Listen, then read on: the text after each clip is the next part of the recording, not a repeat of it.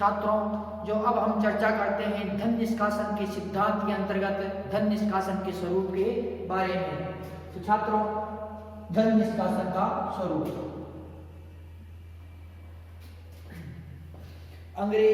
अंग्रेजों ने व्यापार के क्षेत्र में ही लूटना आरंभ नहीं किया। अंग्रेजों ने व्यापार के क्षेत्र में ही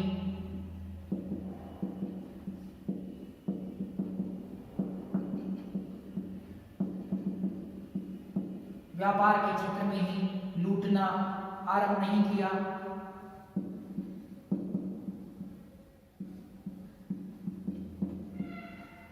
लूटना आरंभ नहीं किया।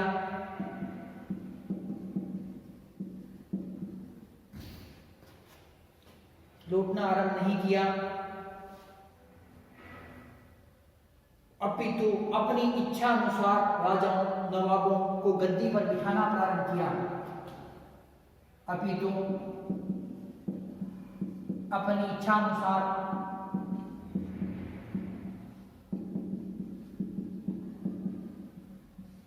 अनुसार राजाओं नवाबों को गद्दी पर बिठाना, राजाओं नवाबों को गद्दी पर बिठाना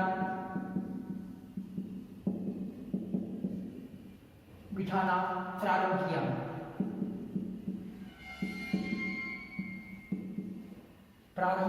किया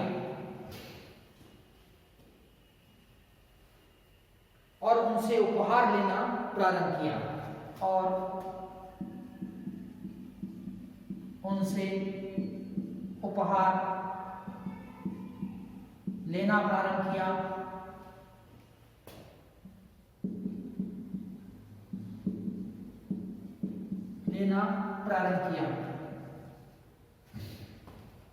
अंग्रेज अधिकारी और कर्मचारियों द्वारा धन कमाकर इंग्लैंड भेजा जाता था। अंग्रेज अधिकारी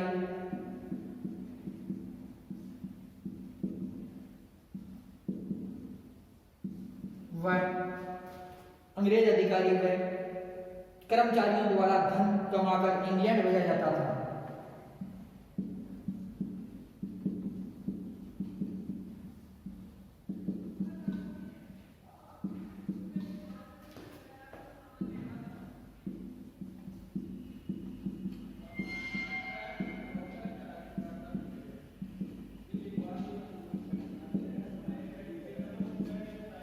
इंग्लैंड भेजा जाता था। अंग्रेज अधिकारी व कर्मचारी अपनी बचत इंग्लैंड भेजने लगे।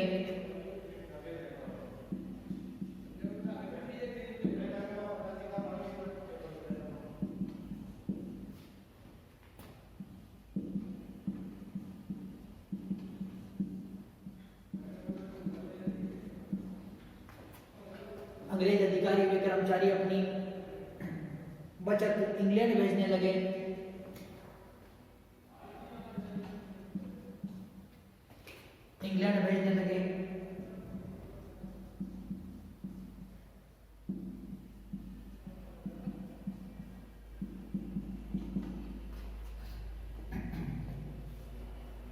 ब्रिटिश अधिकारियों द्वारा भारत में रहकर भी केवल ब्रिटिश अधिकारियों द्वारा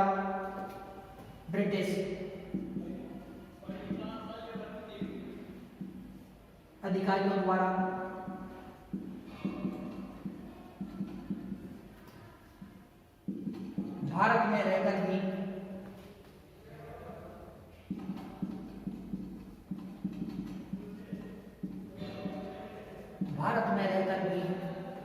भारत की वस्तुएं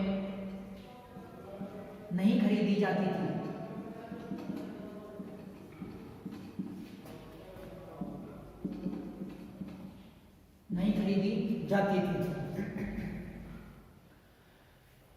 अंग्रेज भारत से अफीम का निर्यात चीन को करके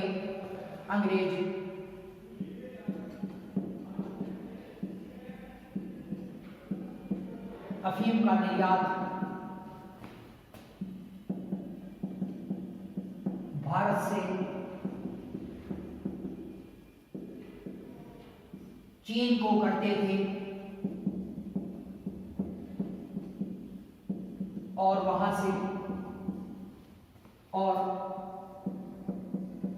से सोना चांदी प्राप्त करके इंग्लैंड भेजते थे। अभी एक्सप्लेन करेंगे इसे किस प्रकार भेजते थे, इंग्लैंड भेजते थे। भारत में सैनिक व असैनिक सरकारी पद, भारत में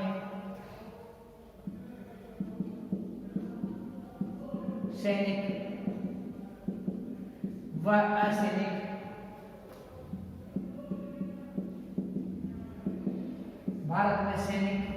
व असैनिक सरकारी पद तथा बड़ी बड़ी कंपनियों की उच्च पद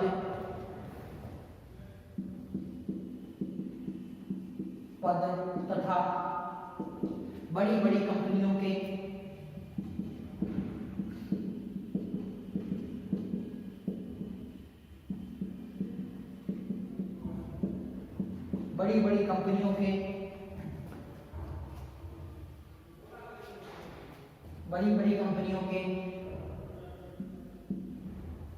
उच्च पद केवल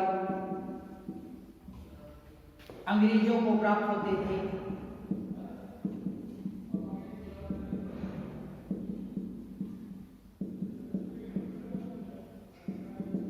अंग्रेजों को प्राप्त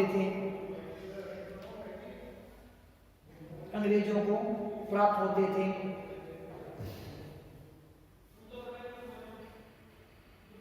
उनके अवकाश ग्रहण करने के बाद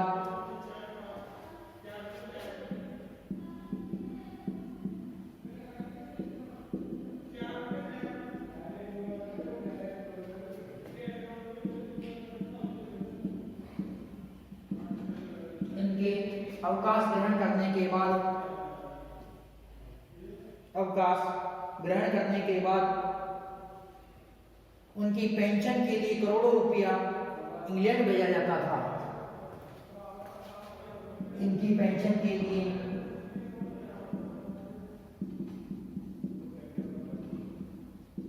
करोड़ों रुपया धन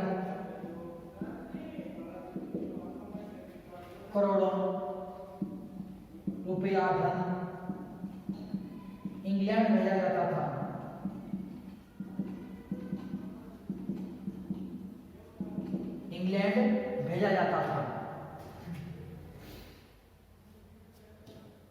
तो छात्रों, जो धन निष्कासन का स्वरूप है उसके अंतर्गत देखिए कि अंग्रेजों ने व्यापार के क्षेत्र में ही नहीं लूटना आरंभ किया, अपितु अपनी इच्छा अनुसार राजाओं नवाबों को गद्दी पर बिठाना प्रारंभ किया और उनसे उपहार लेना प्रारंभ किया। व्यापार के अंदर तो ये लूटते ही थे, इसके अलावा इन्होंने क्या किया, भारत की राजनीति के अंदर हस्तक्षेप किया। भारत के जो राजा नवाब थे तो उनको इन्होंने गद्दी पर बिठाना, अपने प्रभाव से इन्होंने गद्दी पर बिठाना, गद्दी से हटाना प्रारंभ कर दिया। और जिसको ये गद्दी पर बिठाते थे उससे भारी मात्रा के अंदर उपहार वसूलते थे, नजराने भेंट वसूलते थे। तो इस प्रकार का ये कार्य करने लगे, जिसके माध्यम से भी इन्हें क्या है कि धन प्राप्त होता था। छात्रों, अंग्रेज अधिकारी व कर्मचारियों द्वारा धन कमाकर इंग्लैंड भेजा जाता था। जो अंग्रेज अधिकारी व कर्मचारी थे इनके द्वारा क्या किया जाता था, इनके द्वारा जो धन कमाया जाता था वो कहाँ भेजा जाता था, इंग्लैंड भेज दिया जाता था। अंग्रेज अधिकारी व कर्मचारी अपनी बचत इंग्लैंड में भेजने लगे। जो अंग्रेज अधिकारी व कर्मचारी थे ये अपनी बचतें कहाँ भेजने लगे, इंग्लैंड के अंदर ये भेजने लगे। ब्रिटिश अधिकारियों द्वारा भारत में रहकर भी भारत की वस्तुएं नहीं खरीदी जाती थी।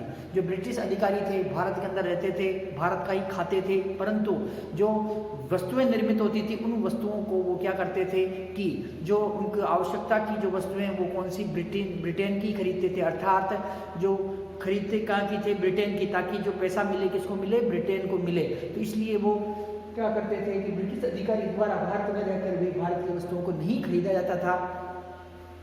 इसके अतिरिक्त जो इनके माध्यम से क्या है कि धन जो इंग्लैंड जाता था।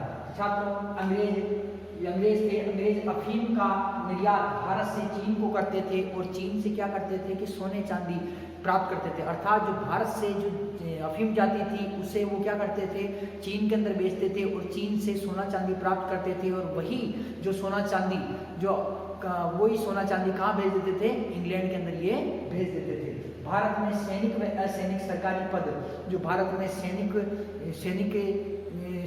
व असैनिक जो सरकारी पद थे वो केवल अंग्रेजों को मिलते थे। बड़ी बड़ी कंपनियां थी अंग्रेजों की, तो उनके अंदर भी जो बड़े बड़े पद थे वो भी केवल अंग्रेजों को मिलते थे। और जब अंग्रेज रिटायरमेंट हो जाते थे अर्थात अवकाश प्राप्त कर लेते थे, तो उनकी जो पेंशन थी वो कहाँ भेज दी जाती थी, पेंशन के करोड़ों रुपए का धन भी कहाँ भेजा जाता था, इंग्लैंड के अंदर भेजा जाता था। तो इस प्रकार से जो धन का निष्कासन है जो भारत से वो रहा था।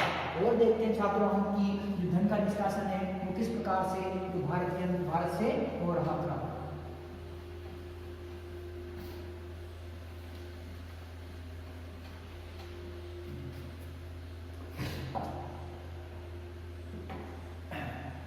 भारत से ये छात्रों इसके अंदर हम देखते हैं भारत से कच्चा माल इंग्लैंड भेजा जाता था।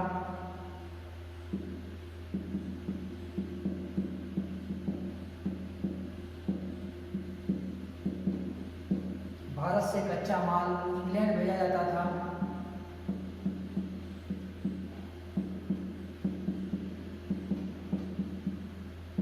भारत से कच्चा माल इंग्लैंड भेजा जाता था और इसी कच्चे माल को तैयार करके उन्हें भारत की मंडियों में और इसी कच्चे माल को इंग्लैंड में तैयार करके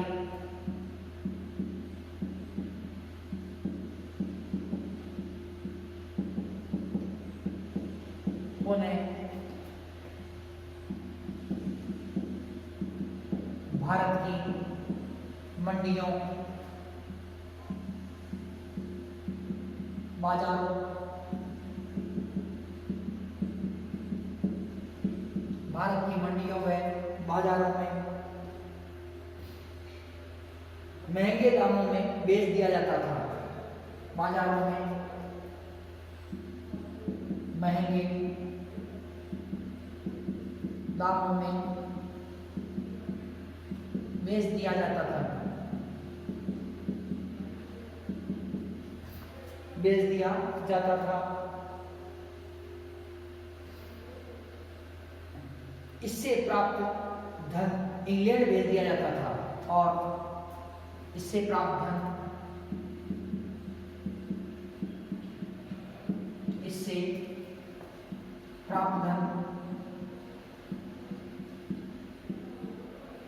इंग्लैंड भेज दिया जाता था, इंग्लैंड भेज दिया जाता था। सार्वजनिक कार्यों के लिए जो ऋण लिया जाता था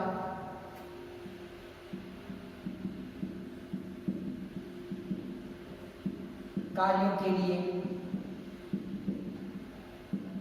जो ऋण लिया जाता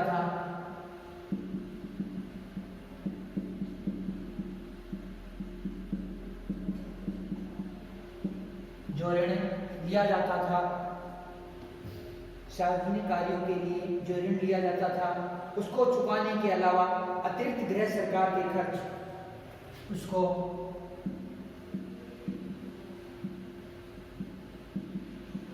चुकाने के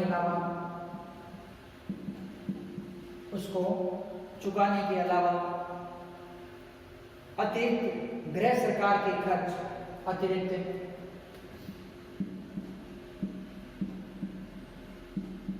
गृह सरकार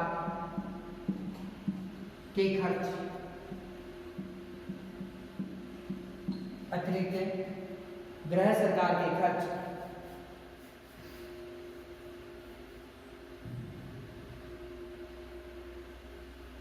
और भारत सचिव व उसके समस्त कर्मचारियों के वेतन खर्चे और भारत सचिव वह उसके समस्त कर्मचारियों के खर्चे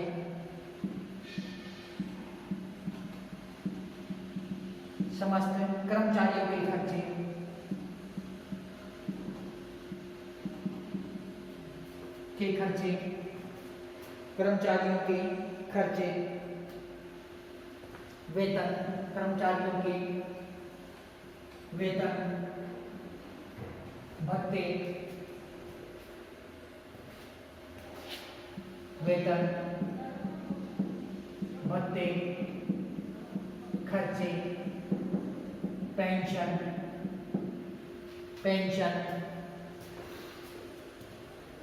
आदि तथा काउंसिल का समस्त व्यय आदि व काउंसिल का समस्त व्यय, काउंसिल का समस्त व्यय, काउंसिल का समस्त व्यय कंपनी द्वारा साम्राज्यवादी युद्धों के लिए लिया गया, वह कंपनी द्वारा साम्राज्यवादी युद्धों के लिए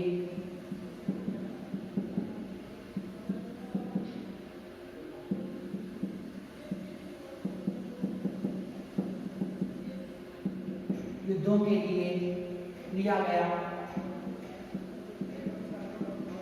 धन, साम्राज्यवादी युद्धों के लिए लिया गया धन भारत से ही वसूला जाता था, भारत से ही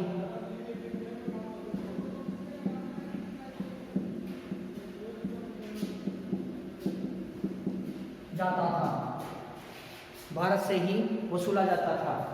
छात्रों, जो धन निष्कासन के स्वरूप के अंतर्गत हम अगला देखते हैं कि भारत से कच्चा माल इंग्लैंड भेजा जाता था और इसी कच्चे माल को इंग्लैंड में तैयार करके पुनः भारत की मंडियों में, बाजारों में महंगे दामों पर बेच दिया जाता था और इससे प्राप्त धन इंग्लैंड भेज दिया जाता था। छात्रों, अंग्रेज क्या करते थे कि भारत का जो कच्चा माल है कहाँ भेजते थे, ये इंग्लैंड भेज देते थे और इंग्लैंड के अंदर फैक्ट्रियों के अंदर ये निर्मित होता था माल और इसी माल को भारत के अंदर लाते थे और महंगे दाम के अंदर बेचते थे और इससे जो भी प्राप्त धन होता था वो कहाँ पर ले जाते थे, इंग्लैंड ले जाते थे। छात्रों, जो कच्चा माल कहाँ गया, इंग्लैंड गया। कच्चे माल के लिए बहुत ही कम धन ये देते थे भारतीयों को या कई बार नहीं भी देते थे और ये कहाँ ले जाते थे, इंग्लैंड ले जाते थे। वहाँ निर्मित करके भारतीय मंडियों और बाजारों के अंदर जो महंगे दामों के अंदर ये बेचते थे तथा उससे जो भी धन प्राप्त होता था कहाँ ले जाते थे, इंग्लैंड के अंदर ये ले जाते थे। सार्वजनिक कार्यों के लिए जो ऋण लिया गया था उसको चुकाने के अलावा अतिरिक्त गृह सरकार के खर्चे और भारत सचिव व उसके कर्मचारियों के वेतन, भत्ते, पेंशन खर्चे आदि व काउंसिल का समस्त व्यय कंपनी द्वारा साम्राज्यवादी युद्धों के लिए लिया गया धन भारत से ही वसूला जाता था। अर्थात भारत से ये हर प्रकार क्या करते थे कि धन वसूल करने का कार्य करते थे, हर प्रकार से भारत से ये धन वसूलते थे। तो छात्रों, इस प्रकार से क्या है कि धन निष्कासन का जो ये स्वरूप था। इसके अतिरिक्त छात्रों और देखते हैं कि ये किस प्रकार से और भारत से धन जो बाहर जो निकाल ले जाते थे, अर्थात जो भारत का धन है वो इंग्लैंड के अंदर इन्होंने पहुंचाया, उसके बारे में हम चर्चा करते हैं।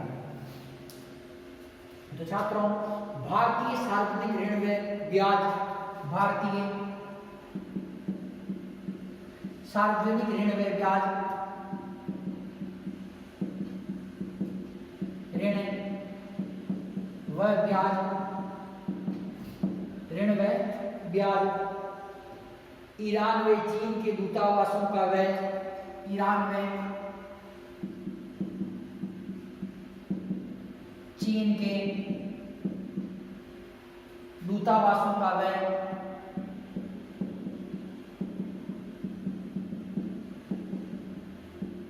दूतावासों का व्यय,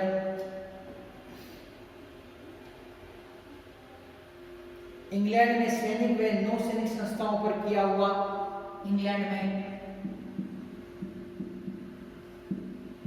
सैनिक व नौसैनिक संस्थाओं,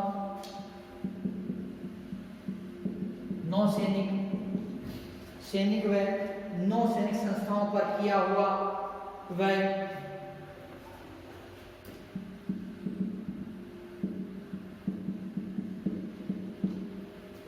किया हुआ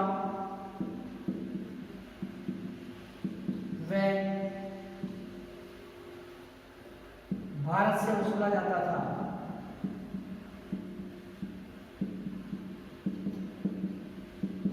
भारत से वसूला जाता था।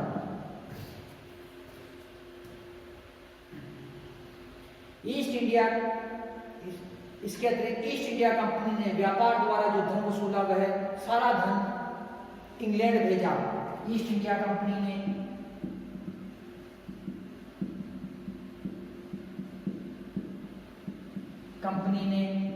व्यापार द्वारा जो धन वसूला, जो धन प्राप्त किया या वसूला,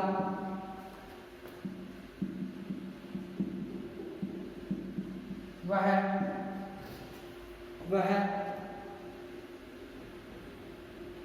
सारा धन इंग्लैंड भेजा।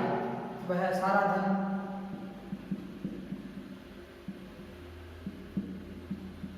इंग्लैंड भेजा। सारा धन इंग्लैंड भेजा। अंग्रेजों की बचत, बीमा, पेंशन,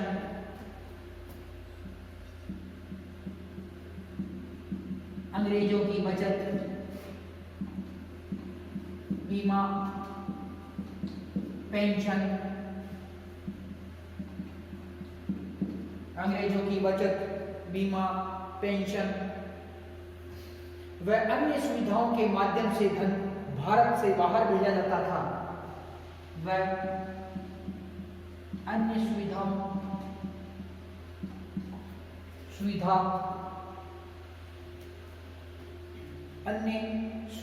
के माध्यम से धन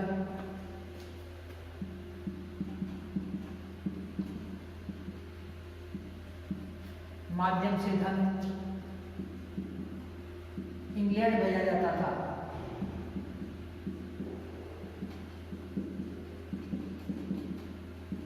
इंग्लैंड भेजा जाता था। अंग्रेजों द्वारा बंगाल, अवध, अंग्रेजों द्वारा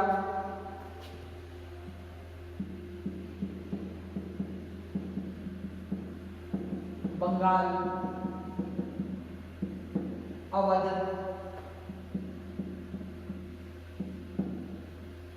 के नवाबों, निजाम, मराठा, पंजाब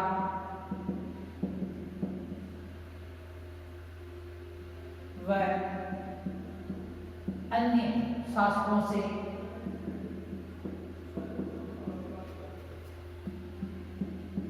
जो धन प्राप्त किया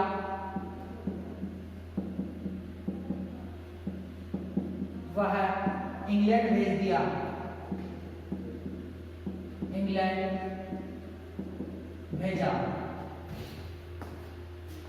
तो छात्रों, जो धन निष्कासन है, इसके अंतर्गत जो भारतीय सार्वजनिक ऋण व ब्याज, ईरान व चीन के दूतावासों पर होने वाला व्यय, इंग्लैंड में सैनिक व नौसैनिक संस्थाओं पर किया हुआ व्यय भारत में से वसूला जाता था।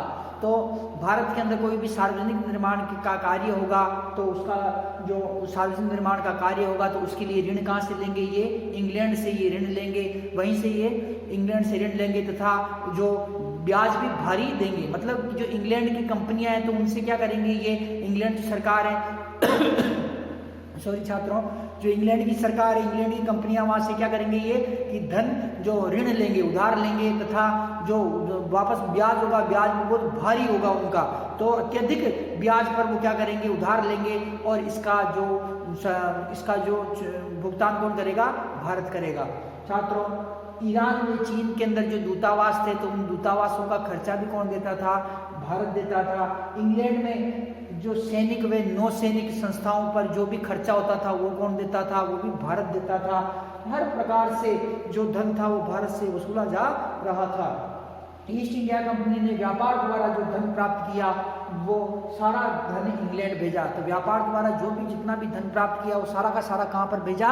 इंग्लैंड के अंदर भेजा। किसने भेजा? ईस्ट इंडिया कंपनी द्वारा जो इंग्लैंड के अंदर ये भेज दिया गया। अंग्रेजों की बचत, बीमा, पेंशन व अन्य सुविधाओं के माध्यम से धन इंग्लैंड भेजा जाता था। तो अंग्रेज थे वो अपनी जो बचत थी उनके माध्यम से, अपनी जो तनख्वाह थी उनके माध्यम से, बीमा के माध्यम से, पेंशन के माध्यम से व अन्य सुविधाओं के माध्यम से अपना ये जो धन था वो भारत का धन कहाँ भेजते थे? ये इंग्लैंड भेज देते थे। अंग्रेजों द्वारा बंगाल, अवध के नवाबों, निजाम, मराठा, पंजाब व अन्य शासकों से जो धन प्राप्त हुआ वो कहाँ भेजा? इंग्लैंड भेजा। जब अंग्रेजों द्वारा बंगाल के नवाब से संधि की गई, अवध के नवाब से संधि की गई, निजाम से संधि की गई, मराठों तथा पंजाब रियासत से उन्होंने संधि की तथा राजपुताना की जो रियासतें थी उनसे संधि की। इस प्रकार से भारत की विभिन्न रियासतों तथा राजा महाराजाओं से उन्होंने जो संधियां की, उन संधियों से जो उन्हें धन प्राप्त हुआ वो सारा का सारा धन कहाँ भेज दिया इन्होंने? वो सारा का सारा धन इन्होंने जो इंग्लैंड भेज दिया। तो छात्रों, तो इस प्रकार से जो अंग्रेज थे, अंग्रेज क्या कर रहे थे कि भारत का धन था, भारत का धन का निष्कासन जो इन्होंने किया। कहाँ पर किया छात्रों? भारत के धन का निष्कासन इन्होंने, भारत के धन का निष्कासन इन्होंने इंग्लैंड में किया।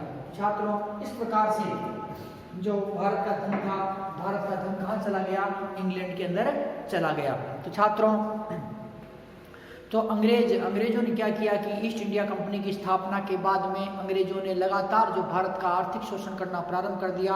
आर्थिक शोषण के अंतर्गत क्या हुआ कि भारत के जो कुटीर उद्योग थे वो नष्ट हो गए तथा भारत की जो अर्थव्यवस्था है वो कमजोर हो गई। छात्रों, अकाल तथा महामारी के समय में भी ये अंग्रेज थे। अंग्रेज क्या करते थे कि भारत के किसानों से ये कर वसूलते थे, भारत के लोगों से कर वसूलते थे, विभिन्न प्रकार के इन्होंने कर लगा रखे थे और इन करों के माध्यम से जो आर्थिक शोषण ये भारत की जनता का करते थे। तो छात्रों, इस प्रकार से जो ये धन निष्कासन का जो ये स्वरूप था, तो इन विभिन्न माध्यमों से जो इन्होंने क्या किया, भारत का धन था, भारत का धन कहाँ पर भेजा?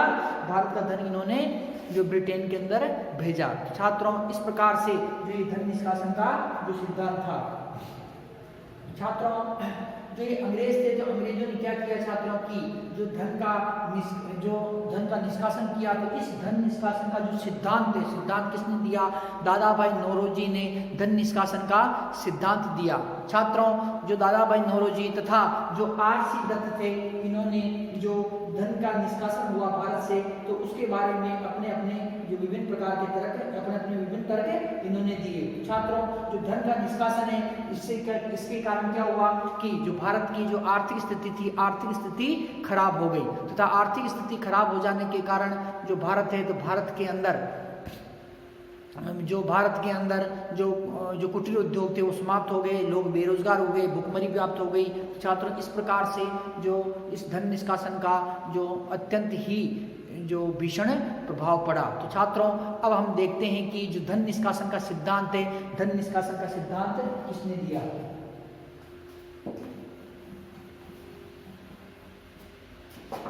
धन निष्कासन का सिद्धांत